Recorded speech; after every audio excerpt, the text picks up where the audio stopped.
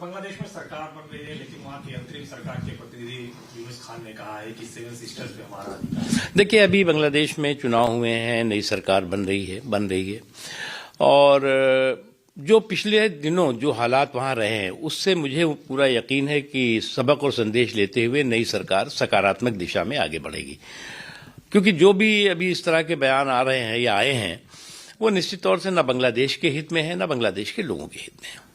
इसके अलावा अगर बात करें तो अखिलेश प्रसाद है कांग्रेस के नेता, उन्होंने कहा है कि ओम बिरला को इसलिए प्रतिनिधि बनाकर भेजा गया क्योंकि वो एलओपी को संसद के अंदर नहीं बोलने देते, इसलिए उनको इनाम मिला है। तो ऐसा है कि कांग्रेस पार्टी में एक कॉम्पिटिशन चल रहा है कि कौन जो है वो बकवास बहादुरी का सबसे बड़ा जो है वो बड़ा आदमी होगा, और जो बकवास बहादुरी करने में लगे हुए हैं जो लोग, वो खुद कांग्रेस पार्टी का बंटाधार कर रहे हैं।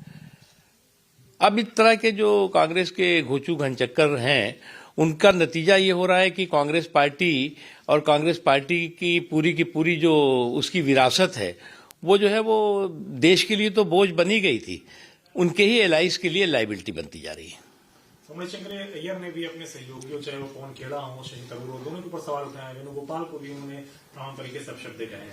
देखो, इसीलिए मैं कह रहा हूं कि जो डायनेस्टी के डिफाल्टर डपोर शंखों का डिज्नीलैंड है उसमें फ्री एंट्री के बावजूद भी जो है वो कोई एंट्री दिखाई नहीं पड़ रही है, शून्य बटे सन्नाटा होता जा रहा है, और खुद उनके जो साथ में पुराने लोग, धुराने लोग, नए लोग हैं वो जो है वो पतली गली से गायब होते हुए दिखाई पड़ रहे हैं।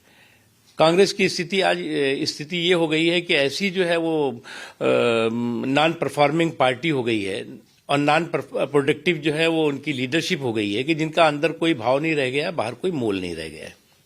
सर, कर्नाटक में कांग्रेस के अंदर सत्ता को लेकर टसल देखा जा रहा है। डीके शिवकुमार और सिद्धरमैया अपने विधायक होने के दावे कर रहे हैं, और सिद्धरमैया करें जो वाला कमान खाएगा वही होगा। तो कांग्रेस पार्टी की जो सामंती अकड़ है वो सियासी पकड़ को जो है वो अपने आप खत्म कर रही है।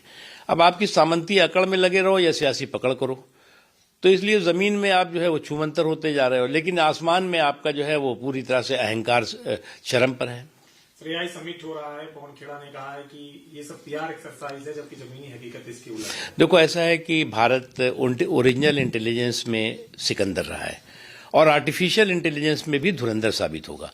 जो भी टेक्नोलॉजी रही है उस टेक्नोलॉजी को भारत ने उसका जो है उपयोग करके भारत के लिए, भारत के लोगों के लिए सकारात्मक दिशा में काम किया। लेकिन कुछ जो विपक्ष हो या कुछ लोग हों, उनकी प्रॉब्लम यह है कि जो ओरिजिनल उनकी इंटेलिजेंस की क्षमता है वो तो छूमंतर हो गई है। तो कम से कम आर्टिफिशियल इंटेलिजेंस के सहारे ही जो है वो कुछ सकारात्मक सोचे कि उस पर भी जो है वो नेगेटिविटी का तड़का लगाएंगे।